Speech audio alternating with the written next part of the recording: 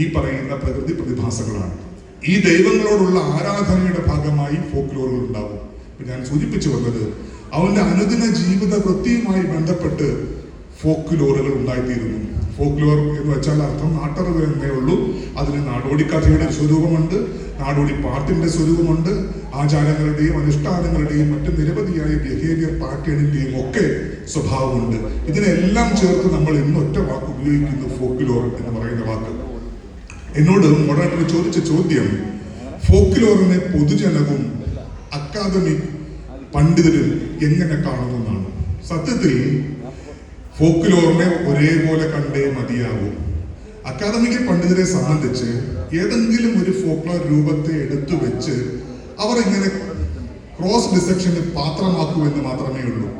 ഒരു പക്ഷെ സാധാരണ ഒരു മനുഷ്യനെ സംബന്ധിച്ച് ഇപ്പൊ ഞങ്ങളുടെ നാട്ടിൽ പാടുന്ന, ഞാൻ കുട്ടനാട്ടുകാരനാണ്, കുട്ടനാട്ടിൽ പാടുന്ന ഒരു പാട്ടിനെ, ചെങ്ങുന്നരാതി പാട്ടിനെ സംബന്ധിച്ച് ആ പാട്ടിന്റെ താളവും ഈണവും ഒക്കെ മാത്രമായിരിക്കും, അതിന്റെ സൗന്ദര്യം മാത്രമായിരിക്കും അവന്റെ ശ്രദ്ധ. അതിൽ ജീവിക്കുന്ന മനുഷ്യൻ, ചക്രപ്പാട്ട് പാടുന്ന മനുഷ്യൻ, അല്ലെങ്കിൽ കൊയ്ത്തുപാട്ട് പാടുന്ന ഒരാൾ, ഓണക്കാലം വരികയാണല്ലോ, ഓണക്കാലത്ത് മാവേലിപ്പാട്ട് പാടുന്ന ഒരു ജനത, അവരെ സംബന്ധിച്ച് പൂർണ്ണമായും എസ്തറ്റിക്കലാണ്, ജീവിതത്തിന്റെ ഭാഗമായി മനസ്സിലാക്കുന്നു.